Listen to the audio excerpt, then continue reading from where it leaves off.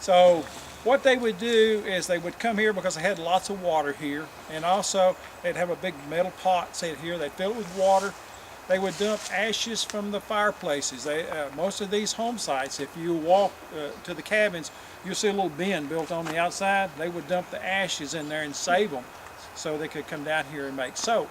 They would put the ashes in the big pot with water and get it to a boil, build a fire under it, dump in animal fat. It could be lard, it could be whatever. Most of the time it was from animals that they kill, obviously deer or possum or anything they had to make the soap out of. But they would bring it to a boil and keep it stirred until it was a consistency of like a cream. Then they would put it in molds and let it cool, and then they would dump it out. You'd have lye soap. Now, it wasn't much good for washing with. It would scrape the hide right off of your skin, so you didn't really wash with it much. But they washed clothes with it. That's what they used it mostly for. And then one of the great things in the summertime, which people like myself are very allergic to poison ivy, they used it as a sort of a cure for poison ivy. They would make a lather out of it and put it on your skin. It sort of kept the air from getting to the poison ivy, and you didn't itch as much. So it was one of the things they also used it for. So while we're here, let's talk a little bit about, since there was not a Rite Aid or Walgreens next door to you, they had to rely on what they had. So a couple of things that we still do today, when we get a sore throat, we gargle with salt water. They did too. So we're not so different. But they also did a couple of things that were a little bit weird. If you had a child that had asthma, they would find back then a chestnut tree, because chestnut trees back in had not been killed out by the blight. And they would take the child up to a chestnut tree, and we'll assume this is a chestnut tree here. And they would stand him up by the tree, and they would put his finger, and they would drill a little hole right here in the tree. They would take a lock of the hair out and put it in the hole and plug it back up. Now when the child outgrew where his chin came above the hole, he'd be cured of his asthma.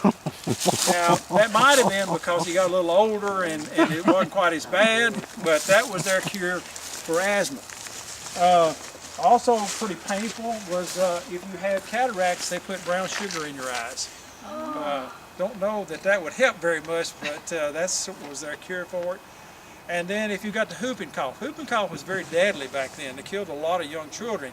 So for whooping cough, they made a cough syrup out of sheep manure.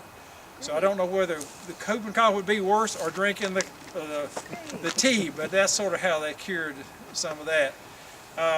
One of the things that they did, which as a kid growing up, my grandmother lived with my parents, but I was all the time getting cut. As you can tell, I got band-aids all over. I cut trees yesterday, so I got scars from all that.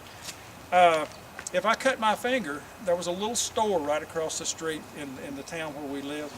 And in the back of that store, he had kerosene or coal oil. And so when I cut my finger, my grandmother would make me go over there and stick my finger down in the coal oil.